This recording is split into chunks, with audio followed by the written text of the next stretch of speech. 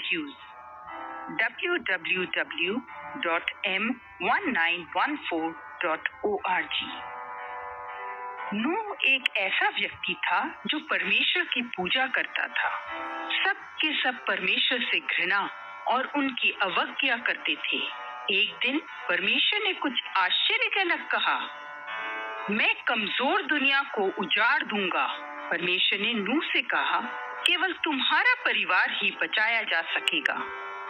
परमेश्वर ने नूह को चेतावनी दी कि बहुत ही भयंकर बाढ़ आएगी और पूरी पृथ्वी पर छा जाएगी। तुम अपने परिवार तथा पशुओं के लिए लकड़ी का एक संदूक और एक बड़ी सी नाव बनाओ। नूह को आदेश दिया जा चुका था। परमेश्वर ने नूह को खास निर्देश दिया। नूह व्यस्त हो गया। वह संदूक क्यों बना रहा है? वह नूह ऐसा कहता तो लोग प्राय उसका उपहास करते। नूह ने निर्माण जारी रखा। उसने लोगों को परमेश्वर के संबंध में कहना भी जारी रखा। उसकी कोई नहीं सुनता था। नूह को अटूट विश्वास था। वह परमेश्वर पर विश्वास करता था, यहाँ तक कि इससे पहले कभी भी वर्षा नहीं हुई थी। संदूक सामान लादने के लायक हो चुका था। अब जानवर आए। परमेश्वर ने उनमें से 7 प्रजातियां और अन्य से 2 को लिया। छोटे और बड़े पक्षी, छोटे और लंबे जानवरों को संदूक में रखा गया। जानवरों को लादते समय नूह को कदाचित लोगों ने अपमानित किया। वे लोग परमेश्वर के विरुद्ध पाप करने से नहीं चूके। उन लोगों को संदूक में प्रवेश करने को नहीं कहा गया। अंततः सभी पशु और पक्षी लाद दिए गए। संदूक में आ जाओ। परमेश्वर ने नूह को आमंत्रित किया, तुम और तुम्हारा परिवार। नूह, उनके 3 बेटे तथा उनकी पत्नियां संदूक में प्रवेश कर गए और तब परमेश्वर ने दरवाजा बंद कर दिया। तब वर्षा आरंभ हुई। 40 दिनों तक दिन और रात मूसलाधार बारिश होती रही। गांव और शहरों के ऊपर से बाढ़ का पानी बहने लगा। जब बारिश रुकी तो यहाँ तक कि पहाड़ भी पानी में डूब चुके थे। हवा सांस लेने वाला प्रत्येक प्राणी मर चुका था। जैसे जैसे पानी बढ़ता, संदूक ऊपर ऊपर तैरता। अंदर अंधेरा, उबड़-खाबड़ और डरावना हो सकता था, पर संदूक नूह को बाढ़ से पनाह देता रहा। 5 महीने के बाढ़ के बाद परमेश्वर ने सूखी हवा भेजी। धीरे धीरे संदूक अरारात पर्वत पर पहुंच गया। जब तक पानी नीचे नहीं चला गया, नूह वहीं पर 40 दिनों तक ठहरा रहा। नूह ने संदूक खोलकर एक कौवे और एक कबूतर को भेजा।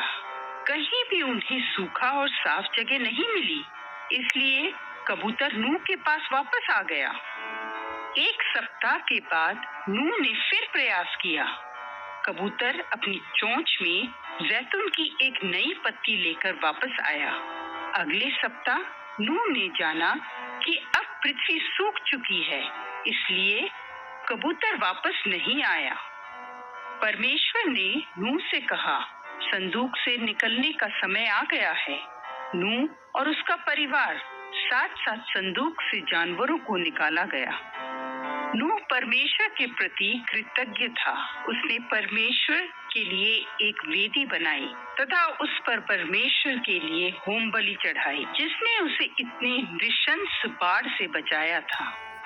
परमेश्वर ने नूह को एक अद्भुत वचन दिया।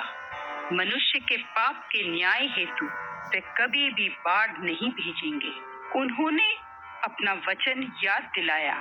इंद्रधनुष परमेश्वर के वचन की निशानी थी।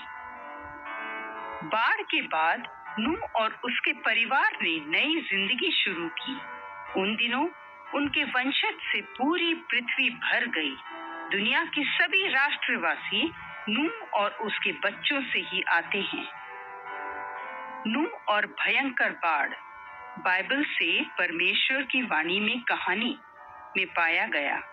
उत्पत्ति 6 अध्याय से लेकर 10 अध्याय तक। परमेश्वर जानते हैं कि हमने ऐसे गुनाह किए हैं जिन्हें वे पाप कहते हैं। पाप की सजा मौत है। परमेश्वर हमसे इतना प्रेम करते हैं कि उन्होंने अपने पुत्र यीशु को भेजा कि हमारे पापों की सजा के रूप में वह क्रूस पर चढ़कर अपने प्राणों की बलि दे दे। यीशु मरकर फिर जीवित हुए और पुनः स्वर्ग चले गए। परमेश्वर अब हमारे पापों को क्षमा कर सकते हैं। यदि आप अपने गुनाहों और पापों से बचना चाहते हैं तो उससे प्रार्थना करें। प्रिय परमेश्वर, मुझे विश्वास है कि यीशु ने मेरे लिए अपने जीवन की बलि दी और अब पुनः जीवित हुए हैं। हे परमेश्वर, तू मेरी जिंदगी में आ और मेरे पापों को माफ कर दे ताकि मैं एक नई जिंदगी जी सकूं और हमेशा हमेशा के लिए तेरे साथ रह सकूं। हे परमेश्वर, मेरी मदद कर ताकि मैं तेरी संतान के रूप में तेरे लिए जी सकूं। आमीन। यूहन्ना 3:16। बाइबल पढ़ें और प्रतिदिन परमेश्वर से बातें करें।